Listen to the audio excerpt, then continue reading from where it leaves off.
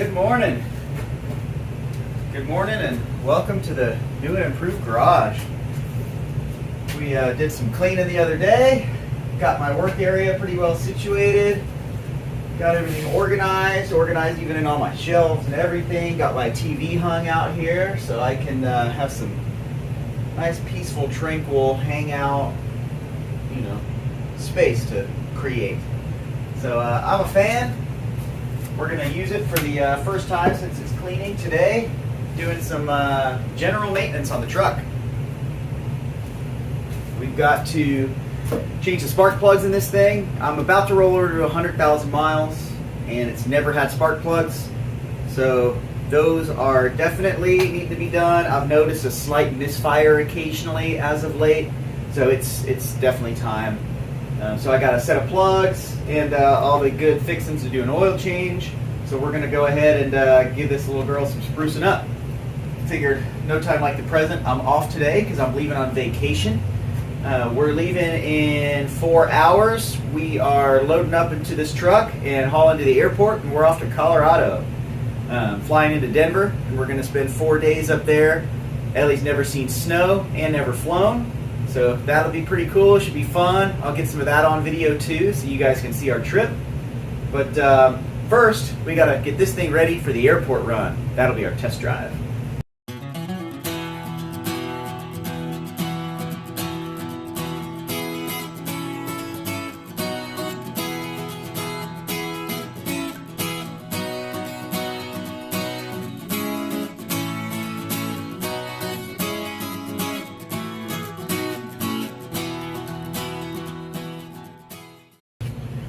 So, you know me, I like to live on the edge. Figure, let's take the most dependable vehicle we have and do a bunch of stuff to it right before we go on a critical trip to the airport that we can't be late for. Makes sense to me. We're going to go ahead and yank the battery cable on this thing. Figure it wouldn't hurt to reset everything anyway, haven't done all this stuff to it. I imagine it's going to hopefully run a lot different.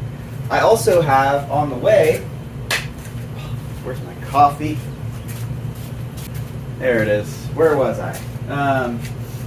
I also have on the way some goodies for this thing because this is totally stock. It's my daily driver. I want it to continue to be a daily driver, but I don't want it to continue to be totally stock. These 5.0s, great engine, consumes oil.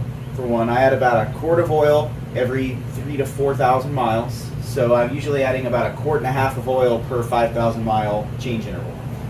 That's not wonderful. The other thing that's not wonderful is it's very noisy. There's a lot of clatter. It's got that direct injection fuel pump, the high pressure fuel pump up here. So that's pretty noisy on its own with the compression and all. It's just very valve ticky, even with proper oil in it.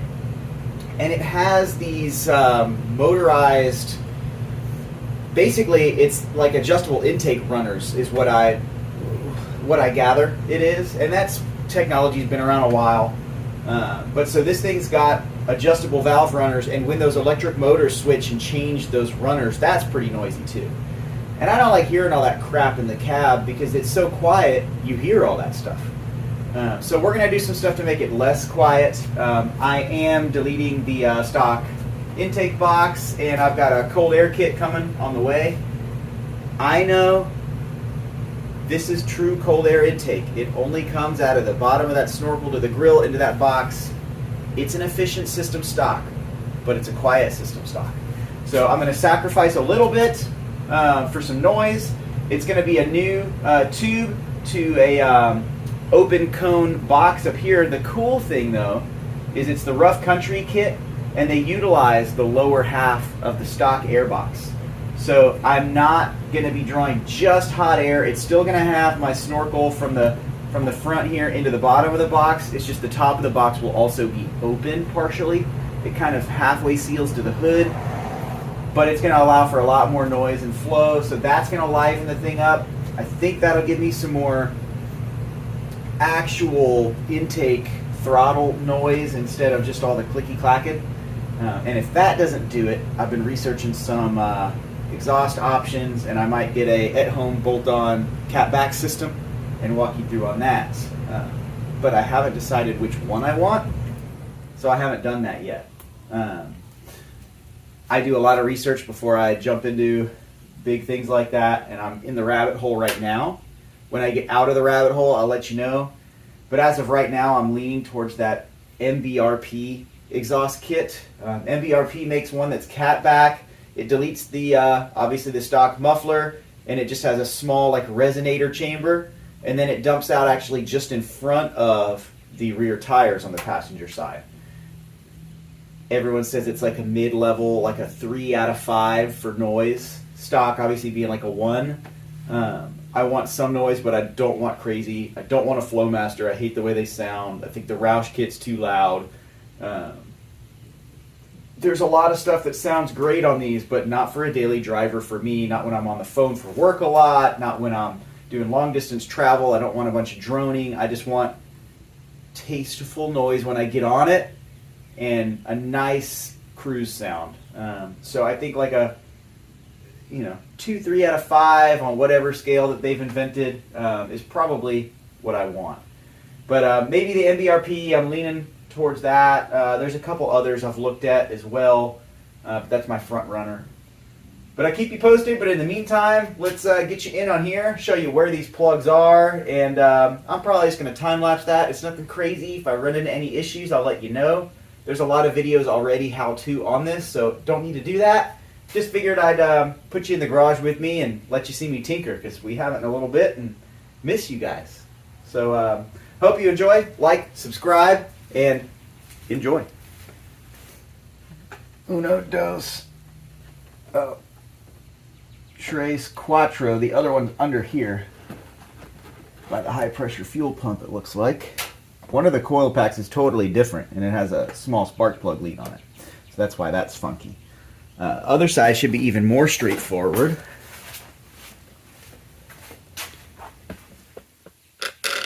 Yeah, you get a good shot of all of them pretty much from right there. 1, 2, 3, and 4 over there in the back by that back of the valve cover. So those are easy to get to. Looks pretty normal, pretty tame. So let's grab some tools, disconnect that battery, and dig in.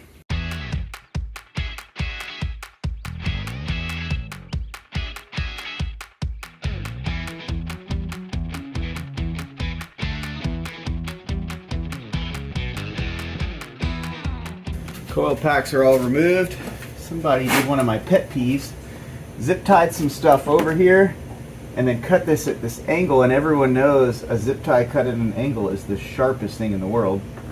So we're gonna cut that. All of the coils are pulled except for the third one on this side, which is an oddball one that just has a lead to it. We just set that, we left that in there, we just pulled the lead. Otherwise, all the other ones are pulled. Now we're ready to yank these plugs out. So I'm going to go ahead and grab the sockets for that, and then we'll time lapse that bad boy too. 5/8 socket should be the ticket on this. We'll try it with just a long extension. Let's test fit in this first cylinder, see how that does. Yep, 5/8 is correct. We're a little short with the long extension. I'm going to grab a short extension and couple it onto that. That ought to give us good length to get in here and get full swing. Here we go.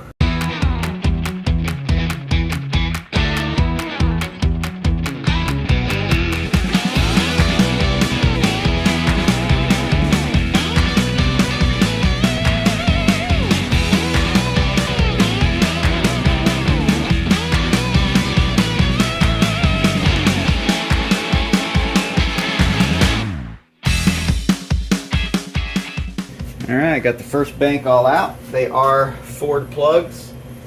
My assumption is they're original.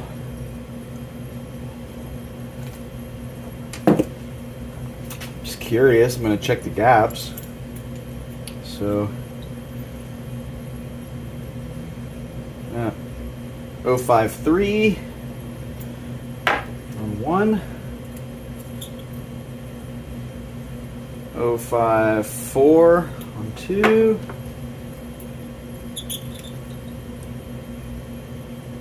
.054 on 3. Wow. 055, almost 056 on 4. You can see, we'll kind of look at them here. Boop. They're actually looking pretty good. I think the tune is good. Light brown on the base of the ceramic.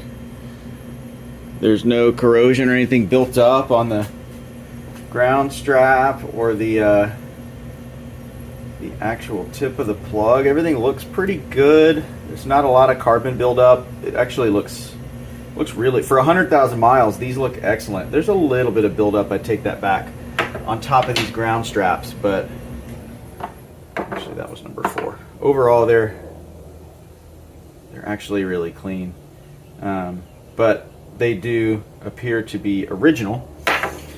So it was time. So those are like 053, 054. 054 was pretty much the average on those. The gap should be what, 049 to 051, I believe, for a correct gap. So they're gapped a little open, but nothing too crazy. These are those Iridium XPs, and I normally don't like running like a fancy plug, but the XP is still a single electrode tip, so I think that's fine. I don't know if they're properly gapped out of the box or not. This one's gapped at 40, so we're gonna have to re-gap all of these. So we'll go ahead and do that, get them all set up, lined up out here, gap them, and then slap them all back in. Now, I'm wondering if you guys are kind of like me. I obviously do a lot in the garage, enough that I can record it and create dozens of videos for you guys. Been through a lot of vehicles, been through a lot of spark plugs. The more I do them, the more I realize not all of them need to be done. Especially on those older trucks. What I've gotten to do now is I just take them out, clean them, put them back in. Usually that's plenty. That's all you really need to do. But this truck, the amount it gets driven, why clean them, put them back in? They're $10 a piece, which is still expensive for plugs nowadays. But for 80 bucks, I put 30 some odd thousand miles on this year. So it's getting the snot driven out of it. Actually, I'm sorry, I take that back. I put 28,000 miles on it this year. Still a lot of miles. So we're going to take care of it. We're going to put these fancy new plugs in, gap them, throw them in. So the interwebs say, no, don't use anti-seize. So, okay, I won't. It's a very torn subject. Some people say do, some people say don't, some people say yes, but only use a certain type, use it if it's nickel-based, yada, yada, yada. The factory ones did not have any on them, so I guess I'm going to go with what they did. Seems to make sense. 049 is the gap I'm shooting for. It's 049 to 052 is the recommended gap. Since obviously they're going to open up as this thing gets worn in, I'm going to go with the 049 to start. Last video I did doing plugs, I don't remember which vehicle it was on. Somebody said, that is the worst gap tool. Why are you using such a terrible gap tool? I've always used the coin style gap tool. I've not once ever had an issue damaging a spark plug. If you're careful with it, it's perfectly fine. I mean, you gotta really be manhandling to cause damage. I don't see it being an issue. Some people, I think, are worried about bending the tip of the spark plug, the electrode tip. when you're adjusting, but you don't want to smash it all the way in there. You just want to catch the lip of your ground strap. You shouldn't be touching that electrode tip with any of it except for to check the gap, and you should be just lightly touching it against that. So I prefer this style. I mean, yeah, there's the feeler gauge style, there's the wire style. I like these. And I think the best thing is work with what you're comfortable with and work with what you're going to be the most accurate with. The best gap tool is the one that actually gaps your plugs to the proper gap. Nothing else really matters, right?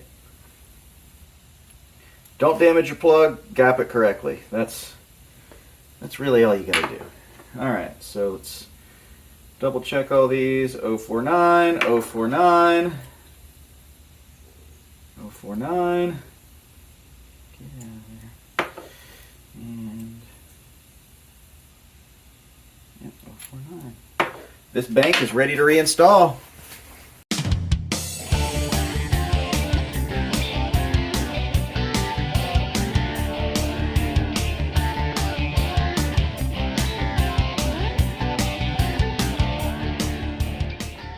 Alright, that bank is back in, reinstalled, coil packs are on.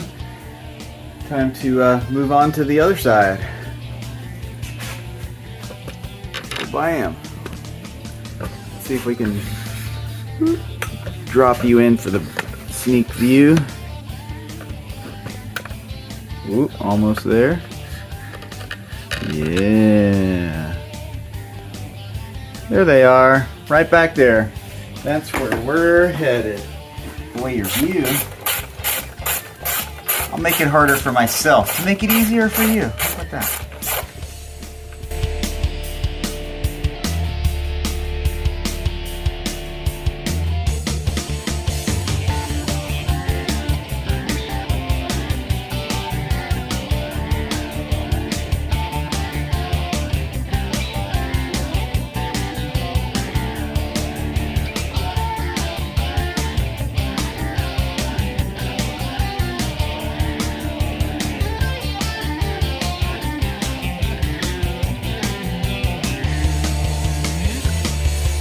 Now, let's drop this thing in here and yank these plugs. We'll check gap on these, and hopefully we see similar coloration, gapping, and everything from the other side. So let's take a look at these guys. So, back of the motor, front of the motor. So 5, 6, 7, 8. 5. About the same as the others, not bad. Typical build up for 100,000 miles. This one and this one are a little bit different story.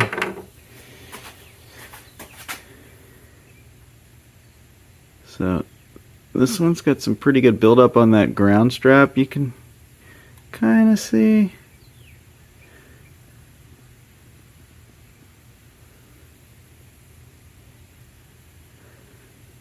And it's shiny on the top of that ground strap. A little bit of oil on the plug, on the end of the plug. This is the most carbon fouled one of the bunch. All the rest are pretty typical. This one also has some carbon build up, a little bit of oil build up. Nothing terrible. Not terrible, not the best though. Gaps on these, 055, 05, about 3 or 4, 054, 054. So about the same as the other side. This front one's got a little bit more gap. They're not terrible.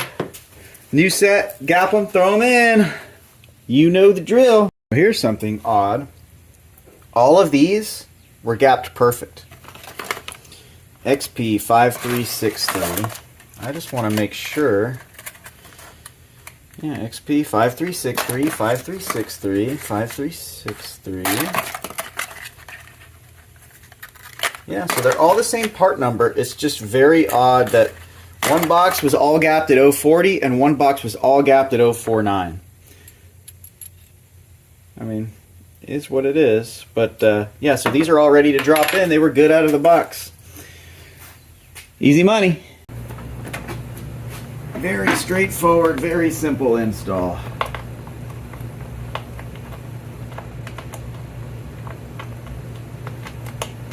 If somebody was like, hey, what's the first car I should ever do a tune-up on to get myself, you know, trained up? This one. Easier ones than this. Ooh, I mean, I guess any Honda 4-cylinder, pretty straightforward. Doesn't get any simpler than that. Ford 2.3 liter, pretty super straightforward.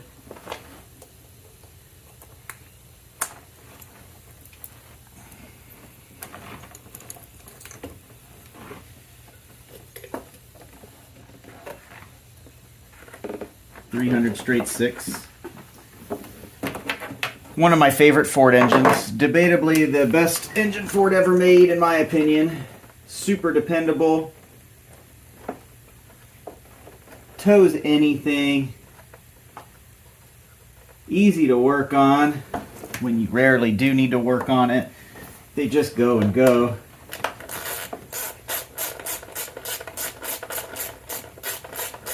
It'll get the same gas mileage whether you're towing a house or whether you're totally empty and you've gutted it for lightweight. Doesn't matter what you do, you're going to get the same, like 12 miles per gallon all the time, but it's always going to go. They are one of my favorites. They're not fast, but I mean, it's got almost as much power as a 302 does. You could put them side by side in a 90s pickup, one of each, and that would be a close race, especially if you just do a little bit of basic stuff to the 300. I usually like to put a upgraded ignition system on those, big fat coil, bump up the timing, handful of degrees to like 8 to 10 degrees advanced, and then gap the plugs a little bit wider. And then you get some pretty good power out of those trucks. This thing, everything's so electronic and auto-controlled and everything else, there isn't really any modifying you're doing on this unless you get it tuned, which this one is. First thing I did when I got it, I had it for about a month and I got so sick and tired of that auto start-stop bullcrap. So I took it to a tuner for $500. He tuned it, he put a tune on it to remove he removed the auto start stop and put a performance tune on it. This thing, if I were to put that E85 in it, this little bad boy will scream, but terrible gas mileage with the E85. Alright, and that's it. That's a tune-up. Now I got pretty good access to that oil filter from up here, so I think I'm just going to go ahead and drain that right now and do that while it's sitting here. Might as well. Did I nail it? Is it in the bucket? How'd I do? Oh yeah, that's in the bucket. The old S-105-90. Boop. Lubed up. Let's stick it on there. Let's see. It's down in that abyss right in between those two hoses. It's real hard to see. So you're just going to have to trust me. You can watch my ridiculous facial expressions while I reach for it though. Alright, there's the base plate. Let's just wipe it off. Yep. And going in.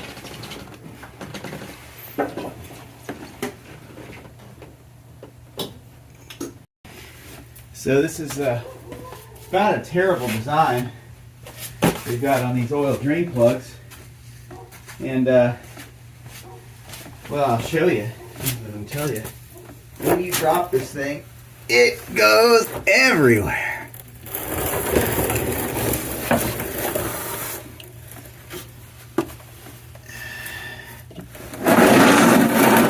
Because you've got this nice big chunky sway bar right here. And as soon as the oil comes out, boom, right in your face. Also, fun fact, something they do not tell you, but I've read it multiple places, so I do believe it. These drain plugs, single use.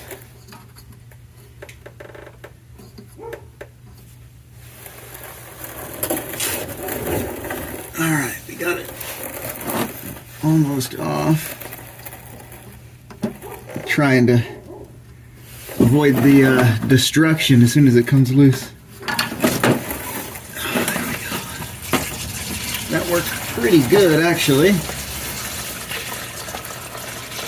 That's cleaner than usual.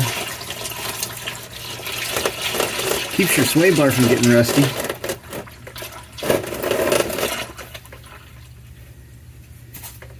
That's what 5,000 miles looks like. And $40. That boy takes like 8 quarts of oil, so it's an expensive oil change. I usually go in when they have like the $28 filter and 5 quarts deal, and I buy 2 of them, and I just get a second filter for some other vehicle I have in the fleet, because it takes almost all this oil, but then you have the extra filter, and then if you ever find oil on sale, you got a whole nother set. Alright, so while that's draining, I did buy another drain plug, and we'll put it in. We're going to try this new style plug. So you can see this O-ring fails, and that's what causes these to leak. I first bought this truck, I was putting a quart of oil in every 1,000 miles, and I could not figure out why. And it was because these drain plugs apparently are like a one-time use deal. And it was seeping out, but only when it was running. So I crawled underneath, everything looked fine. And then one day I looked underneath it running, and I could see a little drip, drip, drip right out of the freaking oil drain plug hole. So from that point forward, I did some research and learned everyone says, oh yeah, you should change that out every time. It's single use. This one's different. It's got a drain plug in the bottom. So the plug stays in, you just untwist this piece so that when you drain it, it doesn't go all over the sway bar. Not sure if it'll actually work, but we're gonna try it. It doesn't hurt. The Advanced Auto Parts by me, since they've declared bankruptcy now, is going out of business. And everything in the store was 90% off. I paid like 35 cents for this drain plug. So, is it worth 35 cents to try it out? I think so. Alright, that's tight. That's in there. It has these little nubs that lock it to go from going too far.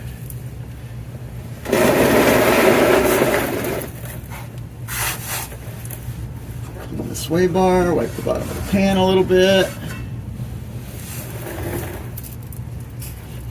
Alright. Alright, let's fill her up.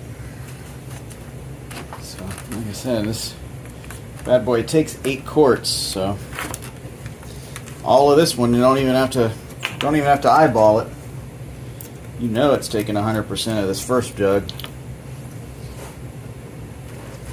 Hardest part's that initial pour. We nail that, we're good on the rest. Oh yeah. A better funnel would help, but they didn't have any at the 90% off sale at the Advanced Auto Parts. I did get some cool goodies though. I'll show you my haul from that. I got a door handle for one of the F-100s, the old Ford style door handle, 35 cents, brand new. I got a couple like momentary switches. I got 3 of those oil drain plugs for this truck, 35 cents a piece. I got a breather. I got a couple exhaust flange adapters. Oh, I got one of those fancy Mr. Gasket 2-barrel intake to 4-barrel adapters to throw a 4-barrel carb onto one of the trucks if we want. I'd rather just have the right intake, but hey, for a couple bucks. I think that was the most expensive thing in my entire cart, and it was $12. Got some good stuff. Oh, I got a thing of touch-up paint for this truck. One of the little pen applicators like we had for the Jeep that we did. Normally $30 for the touch-up paint that I got. It was $4.99, I think. The prices on some of their stuff was amazing. Everything was like, up to 90% off. This one we do have to portion out a little. So we're going to bring it down to the 3-quart mark. We'll check it, and then we'll add more as needed. It's a shame though, I like Advanced. I'm actually getting more and more burnt on O'Reilly. I feel like a lot of their parts, the quality is just not very good. I don't think they do a lot of quality assurance on their stuff. I can order the same crap off Amazon for even less money, and it looks like it's like the same quality. The quality's just not there anymore. A little disappointing, but I ordered that brake, all those brake parts, and I had some bad parts right out of the box. I got a starter from them for the Jeep, bad right out of the box.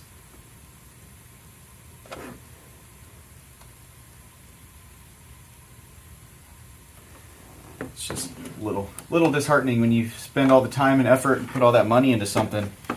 You get the right parts and then bad out of the box. It's like you know, slap in the face, for trying to do the right thing. All right, let's see how that does us on the oil level real quick. Take it back, I lied. I looked it up. It's 8.8 quarts. I knew this thing took a lot, so we're just going to add 9.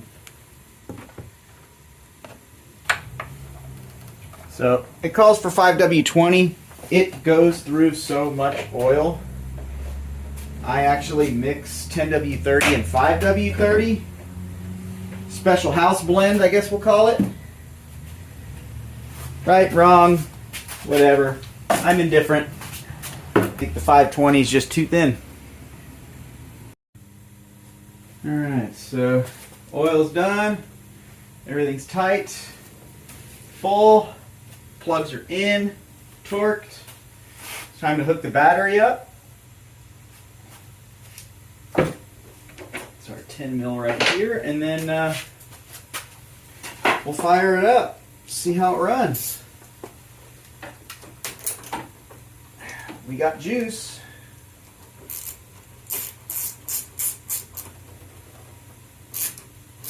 Everything lit up like Christmas for a second.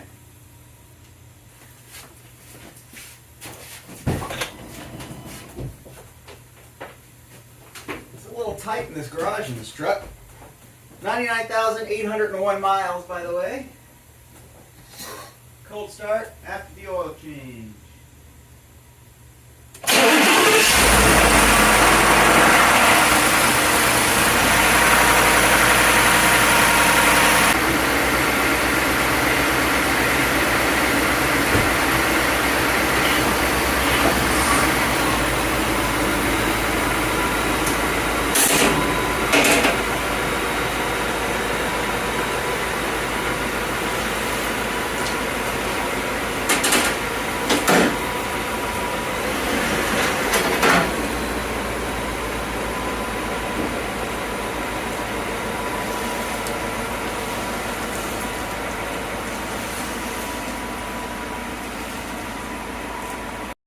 It's a little low on coolant, so we're just going to top it off with some distilled water.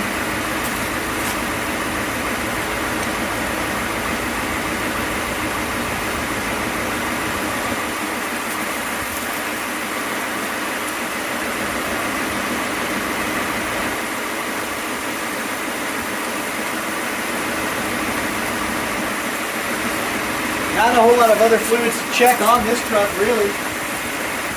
Brake fluid, which is full. brakes are good on this truck, and then windshield washer. There is no power steering fluid because it's electric, and non-serviceable transmission, so there's no dipstick.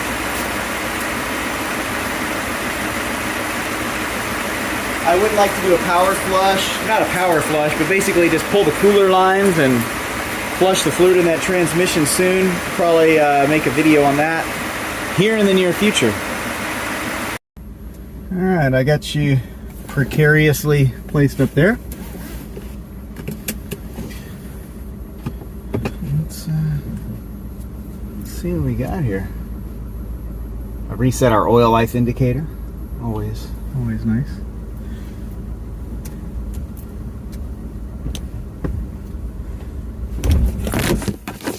Immediate fall over failure. There we go.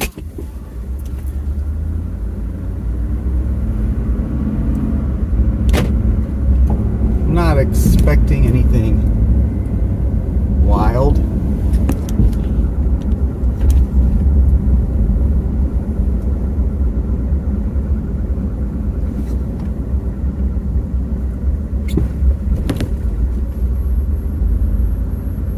I am expecting it to run at least the same as it did.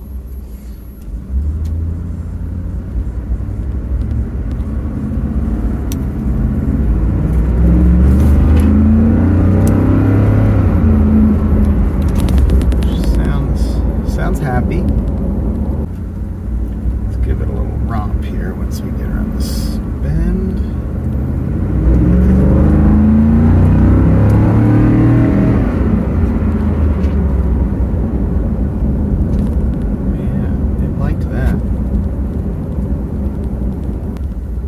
Calling that successful. Except for the placement of that thing. And this is why my workbench is always dirty. All of this stuff is just from that one little project. So, gotta clean that up. I'm gonna dump our oil now, but I wanted to show you guys, check out my sweet haul from the Advanced Auto Parts closing. So I got 2 more of my oil drain plugs, plus the one I have on it that's got that quick drain, which should be cool. Battery terminal stuff. I got a momentary switch. I got 2 different PVC grommets.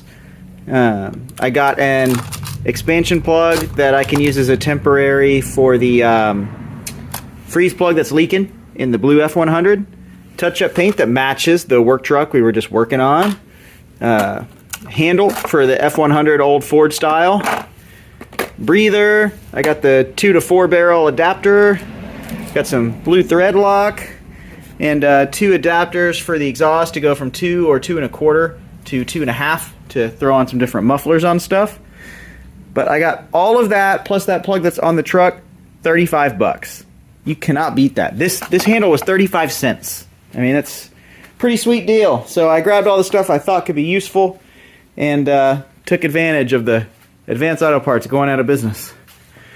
But the truck's all done. We're gonna clean it up, button it up, but that ought to do it.